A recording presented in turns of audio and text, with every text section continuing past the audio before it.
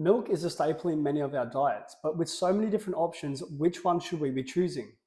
Dairy milk is the first milk we'll have a look at, and it's got a pretty great nutritional profile and has a lot of micronutrients such as calcium, zinc, vitamin B12, also has a pretty decent amount of protein. The other great thing is that it comes in two different types, so a light one and a full fat one. You can see that the light milk has 2/3 less calories than the full cream milk, and it also has a little bit higher protein. For the majority of people, these are great benefits. You want to reduce your calorie intake to help with weight loss, and you want to increase your protein intake to help with muscle gain. To put the weight loss in perspective, if you were to swap from a full fat coffee to a light milk coffee, which is roughly 450 mils of milk, you'd save 100 calories a day, 700 calories a week. In 10 weeks, which is 2 months, you could lose a kilo just from that small little decision, which really is super simple to make. This next milk is also a dairy milk, so it has all the same benefits of dairy, but it is super high in terms of its protein content. So 15 grams per serve, and it comes in light versions and full fat versions, is a pretty decent amount of protein. So if you're trying to hit your protein targets for weight training, opting for the light milk here would be great. Now we have soy milk, which is a great dairy alternative. So there's a few good points to note about soy.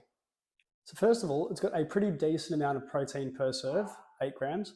And this protein is of a high quality as well. So it's similar quality to whey protein. It comes in low fat versions. It's lactose free for people with intolerances. And it actually possesses omega-3s, which are a great beneficial fatty acid that promote various aspects of health in your body. I've actually written a blog, which I'll link in my bio, that goes over all of the in-depth benefits of the micronutrients contained in the different milks that I'm going through today. Next milk we have is oat milk, which is another dairy alternative. The key properties of oat milk is the fact that it's got a bit higher carb, lower protein, and a decent amount of fiber in the form of beta-glucans. The thing with beta-glucans is it's great for cardiovascular disorders. It promotes cardiovascular health. It's also good for some blood sugar management. But if you're looking for oat milk to get all of your fiber recommendations in, you're not going to be hitting them with oat milk. There's 2 to 3 grams per serve, and 38 grams is the daily recommended amount of fiber. So lastly, we've got almond milk, which is another dairy alternative. The thing with almond milk is it's practically water. So there's like no carbs in it. It's super low calories.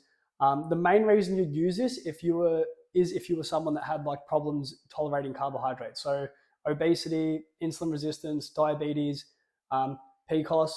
If you've got any of these conditions, maybe you want to avoid carbs or like manage them differently. So almond is a great sort of low carb alternative to other milks. The take home message is that the best milk for you is going to depend on your current goal. So if your current goal is to lose weight, then you're going to want to opt for one of those light versions of milk with lower calories.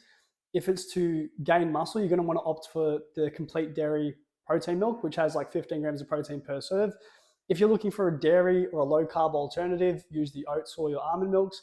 And if you want to bulk up and put on some mass, those full fat milks are going to be the best way to do that. So enjoy.